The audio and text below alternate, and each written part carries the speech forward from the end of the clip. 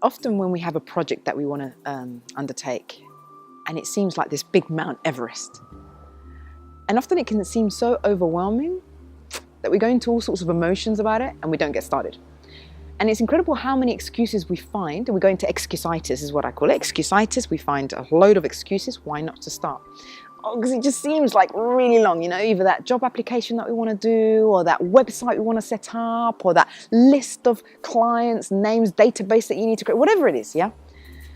And then you find yourself kind of like, forcing yourself to start. Now, people ask me, how do you start? I said, you know what? Break it down. What would be the first thing, if you could bring yourself to do anything about that project, what would be the first thing? Could you at least sit in front of the computer and just look at it?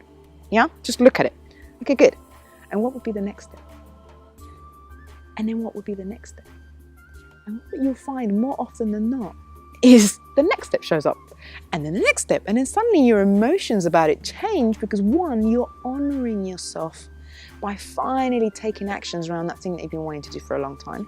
Number one. Number two, in being in the doing of it, you actually generate energy. It's energy in motion. So suddenly you feel like, I'm in a bit of flow here. Yeah? And then the third thing is just keep yourself away from distractions. The phone, the Facebook, the text, it is the killer. Yeah. So what I do is I tend to just put that to a side and I say for at least half an hour, to an hour. I decide, sometimes I work in half hours, sometimes I work in hours. I'm just going to focus on this one thing. And let's see how much I can get in that one thing. And actually I find that within that structure, it allows Lolita to settle down because she doesn't like long-term commitment. So I don't commit to a whole day. I just commit to an hour. Okay? I'm just going to give this an hour. And what I find more often than not is I get quite excited. The moment, if you're not interested in something, just start looking into it. And you'll be amazed at how quickly you actually develop an interest, and then energy, and then flow, and then suddenly you find yourself getting really productive around it. And then you think to yourself, why did I take so long to start this thing? Oh my goodness. And often the impact of not starting that thing, the fact that it's caused so much anxiety about you not starting it probably indicates how important it is for you to do it in the first place. And then when you finally get your head around doing half of it, you think, why on earth did I take... Look, again, have some compassion with yourself. Consider you were never supposed to start it until right now anyway.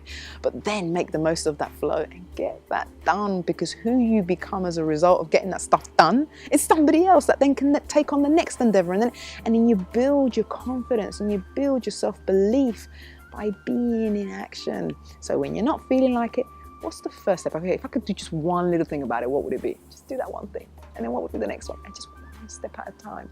Mount Everest was not climbed in one go. Yeah?